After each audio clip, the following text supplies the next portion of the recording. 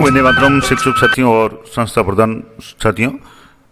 खास करके कक्षा 1 और 2 में अध्यापन करवाने वाले जो भी शिक्षक साथी हैं उनके लिए बहुत ही महत्वपूर्ण जानकारी साझा कर रहा हूँ। जैसे कि आप होता है, वार्षिक परीक्षाएं चल रही है विभिन्न कक्षाओं की, और कक्षा 1 और 2 के लिए SA3 के संबंध में क्या क्या निर्देश जारी हुए हैं, PM श्री विद्यालयों के लिए क्या निर्देश है और सामान्य विद्यालयों के क्या क्या निर्देश है, किस तरीके से आपको रिजल्ट तैयार करना है, उसके बारे में कार्यालय निदेशक माध्यमिक शिक्षा विज्ञान की तरफ से बहुत ही लेटेस्ट जो आदेश जारी हुए हैं वो मैं आपको बताऊंगा। खास करके सत्र 2025-26 में कक्षा 1 और 2 के जो भी स्टूडेंट है उनके SA3 के मूल्यांकन के संबंध में। तो अब इसमें 2 तरीके की प्रावधान है। एक तो जो PM श्री स्कूल है उनके लिए क्या प्रावधान होंगे, और जो विद्यालय PM श्री नहीं यानी सामान्य विद्यालय उनके लिए क्या क्या प्रोसेस होगा। तो राज्य के समस्त PM श्री विद्यालयों में कक्षा 1 और 2 में जो भी अध्ययनरत विद्यार्थी है उनके लिए SA3 यानी समेटिव असेसमेंट 3 का आयोजन है वो शिक्षक ऐप के माध्यम से निर्धारित किया गया है, यानी उनको शिक्षक ऐप के माध्यम से इसका असेसमेंट करना है। और ये मूल्यांकन FLN जो है लक्ष्यों के अनुरूप ही संचालित होगा, और SA3 मूल्यांकन की प्रक्रिया, संचालन और मॉनिटरिंग हेतु दिशा निर्देश और टाइम टेबल है वो दिया हुआ है, जारी भी हो चुका है, आपको पता भी होगा। अब इसमें क्या स्वरूप होगा, तो PM श्री विद्यालयों में SA3 का मूल्यांकन है पूर्णतः ऐप आधारित होगा, यानी ऐप के द्वारा होगा, और इसमें प्रश्नों के उत्तर विद्यार्थी द्वारा मौखिक या लिखित रूप में दिए जाएंगे, परंतु उत्तरों की प्रविष्टि शिक्षक द्वारा शिक्षक ऐप में की जाएगी। यानी पूरा तरह से एक तरह से शिक्षक ऐप मोबाइल के थ्रू होगा, और इसके अंतर्गत प्रत्येक विद्यार्थी का मूल्यांकन पृथक रूप से किया जाएगा, और अंत में सबमिशन के उपरांत किसी भी प्रकार का संशोधन संभव नहीं होगा। ये तो हो गई बात PM श्री विद्यालयों के लिए। अब जो PM श्री विद्यालयों के अतिरिक्त अन्य जो भी सामान्य विद्यालय, समस्त राज्य के विद्यालय है, उनमें मूल्यांकन है RSCERT द्वारा शाला दर्पण के माध्यम से उपलब्ध कराए गए मूल्यांकन प्रपत्रों से होगा। यानी जो मूल्यांकन पत्रक है वो विद्यालय तक पहुंच रहे हैं और कई लोग विद्यालय में आज पहुंच जाएंगे, उसके आधार पर होगा। अब इसमें क्या करना है, PM श्री विद्यालय के अतिरिक्त अन्य समस्त जो भी विद्यालय है उनमें कक्षा 1 और 2 के लिए इस वर्ष RSCERT यानी जो उदयपुर द्वारा है वो तैयार किए गए मूल्यांकन पत्रक शाला दर्पण के विद्यालय लॉगिन में उपलब्ध करवाए जाएंगे, यानी आप वहाँ से भी डाउनलोड कर सकते हैं। अब उक्त प्रश्नों पत्रों के माध्यम से SA3 का आयोजन किया जाना है, और मूल्यांकन पत्रक या प्रश्न पत्र की गोपनीयता है वो संबंधित संस्था प्रदान की जिम्मेदारी रहेगी। अब इसमें क्या होगा कि समस्त विद्यालयों में कक्षा 1-2 के विद्यार्थियों हेतु SA3 मूल्यांकन समय सारणी के अनुसार ही किया जाना है। PM श्री विद्यालयों में मूल्यांकन ऐप के माध्यम से होगा, और PM श्री विद्यालयों में कक्षा 1-2 में SA3 के लिए शाला दर्पण पे कोई मॉड्यूल नहीं दिया जाएगा। तो इसका मतलब हुआ कि सारी सूचना है वो ऐप से ही आपके ऑटोमेटिकली स्वतः ही ऐप से वो प्रविष्टि होगी, और निर्धारित तिथि को समस्त विद्यार्थियों का मूल्यांकन किया जाना सुनिश्चित करें। PM श्री के अतिरिक्त जो भी विद्यालय है उनमें शाला दर्पण पे एंट्री है वो पूर्वतः जैसे पहले की जाती थी वो आपको करनी है। अब इसमें जो और भी क्या क्या निर्देश है, किस तरीके से आपको काम करना है, तो जैसे कक्षा 1 और 2 का जो मूल्यांकन है 2026 में, उसमें सभी कक्षा अध्यापक, खास करके पहले दूसरी को पढ़ाने वाले, और मैंने आपको बताया, और विषय अध्यापक के साथ साथ में जो भी संस्था प्रधान है उनके लिए इम्पोर्टेंट बातें हैं, क्या क्या तैयारी आपको करनी है। तो विद्यालय स्तर पर 1 और 2 के जो भी विद्यार्थी है उनकी सूची है आपको शिक्षक ऐप पे प्रदर्शित होगी। तो शिक्षक ऐप आप जरूर चेक करें, उसको अपडेट कर लें, और 5/3/2026 तक शाला दर्पण पोर्टल पे विद्यार्थियों के प्रपत्र 5 और प्रपत्र 9 ये अनिवार्य रूप से पूरे करें, क्योंकि इसमें अगर कमी होगी तो बच्चे का नाम हो सकता है नहीं आया या और कोई समस्या हो। और कक्षा अध्यापक और विषय अध्यापक की मैपिंग भी शाला दर्पण से की जाए, तभी उस संबंधित शिक्षक के शिक्षक ऐप पे उस कक्षा के स्टूडेंट शो होंगे।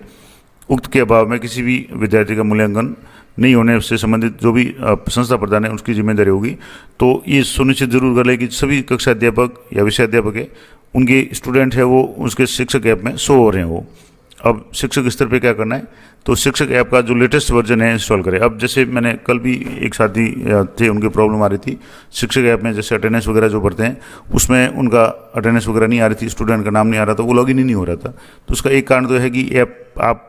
लेटेस्ट वर्जन डाउनलोड कर लें। कई लोग क्या उसी को बार बार अपडेट करते हैं, तो उसमें भी कई बार समस्या हो जाती है, कैचे वगैरह डाटा है बहुत ज़्यादा हो जाता है। तो या तो आप डाटा क्लियर कर लें, उसका एक बार वापस लॉगिन कर लें, या उसको अनइंस्टॉल करके प्ले स्टोर से नया ऐप ले लें, सबसे आसान तरीका है। अगर नया ऐप लेने के बाद भी अगर आपके शिक्षक ऐप में प्रॉब्लम आ रही है तो आप शाला दर्पण पे स्टाफ लॉगिन में जाकर के अपने पासवर्ड, लॉगिन पासवर्ड है वो आप रीसेट करें। क्योंकि मैंने कल ही एक जो भी शिक्षक साथी उनकी समस्या आ रही थी, लेटेस्ट जो वर्जन था शिक्षक ऐप का वो भी डाउनलोड कर लिया, उसको इंस्टॉल कर लिया, फिर भी ऐप नहीं खुल रहा था। तब शाला दर्पण पे जाकर के स्टूडेंट वो जो भी कार्मिक है उनके स्टाफ विंडो में जाकर के उनके जो पासवर्ड है, लॉगिन पासवर्ड है, वो आपने रीसेट किए पासवर्ड, नए पासवर्ड बनाए और उस पासवर्ड से जाकर के शिक्षक वेब में लॉगिन किया तो लॉगिन हो गया। तो ये अगर ऐसी समस्या है तो आप स्टाफ आईडी पासवर्ड है वो आप जरूर चेंज कर लें, यानी उसको अपडेट कर लें, क्योंकि पासवर्ड कई बार पुराने हो जाते हैं और कोई समस्या होती है तो भी लॉगिन में समस्या आती है, तो ये जरूर ध्यान रखें। इसके अलावा यूजर मैनुअल के अनुसार जो भी प्रक्रिया है उसका पालन करना है और निर्धारित मूल्यांकन के मापदंडों के आधार पर निष्पक्ष अंकन करना है, मूल्यांकन करना है। अब मूल्यांकन कैसे होगा, तो शिक्षक ऐप में लॉगिन करने के पश्चात जो रिकॉर्ड असेसमेंट बटन है उस पर आपको क्लिक करना है और संबंधित विद्यार्थियों के चयन कर उसके प्रश्नों के उत्तर है वो रिकॉर्ड करना है। जैसे एक एक स्टूडेंट को आपको चयन करना है और सभी एक प्रश्न के बाद में सेव एंड कंटिन्यू में क्लिक करेंगे तो अगला प्रश्न आ जाएगा और सारे प्रश्न हो जाए, अंतिम प्रश्न हो जाए, उसके बाद में फिनिश सर्वे पे क्लिक करना है और उस सर्वे को पूरा करना है और उत्तरों का जो भी पुनः अवलोकन करके कंटिन्यू में क्लिक करें और कंटिन्यू दबाने के बाद में किसी प्रकार का संशोधन नहीं होगा। तो जो भी आप काम करें सावधानी से करें। अब इसमें क्या क्या निर्देश है, मूल्यांकन कैसे करना है, तो प्रत्येक विद्यार्थी का निष्पक्ष और व्यक्तिगत रूप से मूल्यांकन करना है और उत्तर देने के लिए विद्यार्थी को पर्याप्त समय भी देना है और योगात्मक आकलन जो 3 है ऐसे 3 उसमें अधिगम उपलब्धि के स्तर देने के लिए ABC ग्रेडिंग होगी। वो ग्रेडिंग कैसे होगी कि जैसे मान लो कोई स्वतंत्र रूप से अपेक्षित स्तर का विद्यार्थी अगर उत्तर देता है तो उसके लिए जो प्रश्न का उत्तर दिया गया है या शिक्षक की आंशिक सहायता से उत्तर दिया गया है उसके लिए ग्रेड क्या होगा। और तीसरा है शिक्षक की विशेष सहायता से विद्यार्थी द्वारा प्रश्न का उत्तर दिया जा सके। तो ऐसी स्थिति में ABC आपको करना है, यानी स्टूडेंट खुद सक्षम है अपने स्तर पे उत्तर दे रहा है तो ये है, आंशिक सहायता थोड़ा बहुत हिंट देने के बाद में दे रहा है तो B और विशेष सहायता से अगर उत्तर दे रहा है तो C ग्रेड है। एक विद्यार्थी का मूल्यांकन पूर्ण किए बिना अन्य विद्यार्थी का चयन नहीं करें, यानी एक का आप कंप्लीट कर लें उसके बाद ही दूसरा है और निर्धारित अब समय अवधि में 100% मूल्यांकन है वो आपको पूर्ण करना है। अब संस्था प्रधान की क्या जिम्मेदारी रहेगी, तो संस्था प्रधान इसकी मॉनिटरिंग करेंगे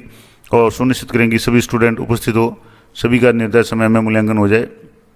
शिक्षक है वो समयबद्ध और त्रुटि रहित डाटा है उसकी प्रविष्टि करें और अंतिम सबमिशन से पूर्व उत्तरों की पुष्टि कर लें।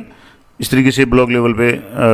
जो भी अधिकारी होंगे जिला स्तर पे वो विद्यालयों की नियमित समीक्षा करेंगे, यानी पोर्टल पे आप वो अपने लॉगिन पे चेक कर पाएंगे कहाँ का कितना मूल्यांकन हुआ और पेंडिंग लिस्ट वाले विद्यार्थियों से संपर्क करके जिन विद्यालयों में काम अधूरा है उनको पूर्ण करवाएंगे और कोई तकनीकी समस्या आती है तो उसका समाधान करेंगे। अब विशेष ध्यान रखने वाली बातें हैं कि एक तो गलत विद्यार्थी के प्रोफाइल में डेटा प्रविष्टि नहीं करें, विद्यार्थी को आप अच्छी तरह से सिलेक्ट करें, गोपनीयता उसकी बनाए रखें और मोबाइल का उपयोग केवल मूल्यांकन कार्य हेतु ही करना है। और कोई भी तकनीकी समस्या आती है तो आप अपने संबंधित ब्लॉक में या जो भी उच्च अधिकारी या हेल्प डेस्क है वहाँ पे आप संपर्क कर सकते हैं। तो ये कुछ निर्देश थे। अब इसके लिए समय सीमा क्या है, तो सबसे इम्पोर्टेंट बात है कि किस किस तारीख को क्या क्या मूल्यांकन करना है। तो 12/3/2026 से 13/3 तक, यानी जैसे कल का दिन था और आज 2 दिन तो ऐप का ट्रायल रन होगा, यानी ट्रायल रन में आप इसकी टेस्टिंग के रूप में होंगे जिसमें विद्यार्थी का मूल्यांकन किया जाएगा परंतु उसके अंक नहीं जुड़ेंगे और प्रति कक्षा न्यूनतम 5 विद्यार्थियों का मूल्यांकन करना है ताकि आपका जो वास्तविक मूल्यांकन 16 तारीख से हो उसमें कोई समस्या नहीं आए। एक तरह से ट्रायल जो प्रोसेस होगा। अब 16/3/2026 को कक्षा 1-2 के समस्त विद्यार्थियों का हिंदी विषय का मूल्यांकन करना है। ये कक्षा पहली दूसरी की मैं कह रहा हूँ। इसके अलावा 17 मार्च को कक्षा 1-2 के समस्त विद्यार्थियों का अंग्रेजी का मूल्यांकन करना है और 18 तारीख को कक्षा 1-2 के समस्त विद्यार्थियों का गणित विषय का मूल्यांकन करना है और 19 तारीख को जो भी 3 दिन में 16, 17, 18 को कोई स्टूडेंट बाकी रह जाते हैं किसी कारण से अनुपस्थित होते हैं तो 16 से 18 तक 3 दिन में जो भी अनुपस्थित स्टूडेंट है तो उनको 19 तारीख को बुला करके अनिवार्य रूप से उनका मूल्यांकन करना है। तो ये पूरा टाइम टेबल रह गया। अब इसमें एक विशेष रूप से ध्यान क्या क्या रखना है कि विद्यार्थी को प्रश्न है वो आपको अच्छी तरह से समझाना है, प्रत्येक प्रश्न को स्पष्ट उच्चारण के साथ में पढ़ करके सुनाना है ताकि बच्चा उसको समझ सके। उत्तर देने की समय सीमा भी निर्धारित समय उनको दिए ताकि वो उत्तर दे सके और यदि विद्यार्थी निर्धारित समय तक प्रतिक्रिया नहीं देता है तो उसको अगला प्रश्न पूछना है और प्रश्न को 2 बार से अधिक नहीं दोहराना है। इसके अलावा अगर विद्यार्थी प्रश्नों पर स्थानीय भाषा में प्रतिक्रिया अगर को दे रहा है, क्योंकि पहले दूसरे के बच्चे हैं उनको बहुत ज़्यादा भाषा हिंदी वगैरह समझ नहीं आती है, तो वो उसको भी आपको स्वीकार करना है और विद्यार्थी उत्तर देने के लिए कागज़ पेंसिल का उपयोग कर सकता है। अब जो ग्रेडिंग की बात थी तो ग्रेडिंग में योगात्मक आकलन 3 में ABC जो ग्रेड देना है वो कैसे देना है मैंने आपको पहले बता दिया कि अगर स्टूडेंट अपने स्तर पर स्वतंत्र रूप से और अपेक्षित स्तर के अनुसार बच्चा अगर उत्तर दे रहा है तो A ग्रेड देना है। मान लो खुद नहीं दे रहा और शिक्षक की आंशिक सहायता से थोड़ी सी हिंट के बाद में उत्तर दे रहा है तो B ग्रेड देना है और शिक्षक की विशेष सहायता से, नहीं जैसे बहुत ज़्यादा कमज़ोर बच्चे हैं तो उनको C ग्रेड देना है। अब आकलन प्रक्रिया है वो एक व्यक्तिगत होगी, नहीं 1 to 1 होगी, नहीं एक विद्यार्थी का पूरा आकलन होगा, उसके बाद दूसरे का होगा, और शिक्षक और विद्यार्थी आमने सामने बैठेंगे और प्रश्न मौखिक रूप से पढ़े जाएंगे और विद्यार्थी मौखिक उत्तर देगा। अगर वो लिखित है तो वहाँ अलग बात है। और विद्यार्थी के उत्तर के आधार पर ABC है वो ग्रेडिंग देनी है, और प्रश्न संख्या 5 से 9 और 19 से 21 में सही उत्तरों या प्रतिक्रियाओं की संख्या के आधार पर ABC है वो ग्रेडिंग अंकित करनी है। तो ये असेसमेंट सेल RSCERT द्वारा पूरा मॉड्यूल तैयार किया गया है, और डायरेक्टर महोदय के जो आदेश है उसको मैंने आपको बता दिया कि कक्षा 1 और 2 का मूल्यांकन है वो कैसे करना है, SA3 का मूल्यांकन। अगले वीडियो में बात करेंगे कि साला दर्पण पे SA3 और SA1-2 की एंट्री कैसे करनी है, मार्क्स की किन किन बातों को विशेष रूप से ध्यान रखना है, तो वो मैं अगली वीडियो में बताऊंगा। ये वीडियो आपको अच्छा लगा हो तो उसको लाइक करें, शेयर करें अधिक से अधिक साथियों के साथ में, और परीक्षा संबंधित जो भी कार्य है निर्देशानुसार उसको संबंधित गंभीरता से लें, और शिक्षक साथी खास करके जो भी संस्था प्रधान है उसकी भी उन जिम्मेदारी है कि वो भी इसका मॉनिटरिंग करें। और तारीख आप जरूर ध्यान रखें, 16 से 18 तक ये काम करना है, और 12-13 तारीख को इसका ट्रायल है, तो आप पहले प्रैक्टिस जरूर कर लें जो भी शिक्षक साथी हैं वो। तो ये पूरा प्रोसेस मैंने आपको बता दिया कि 12 से 13 को तो ट्रायल रन है, उसके बाद में 16, 17 और 18 यानी अगले सोमवार से 16, 17, 18 सोम, मंगल और बुध, मार्च को ये आपको हिंदी, अंग्रेजी और गणित विषय का मूल्यांकन करना है। और बच्चे को शेष रह जाते हैं, इनमें अब एब्सेंट होते हैं, तो उनको 19 तारीख को अनिवार्य रूप से शामिल करके उनका मूल्यांकन करना है। तो ये थी पूरी प्रोसेस। मिलते हैं नेक्स्ट वीडियो में, तब तक जय हिंद, जय भारत।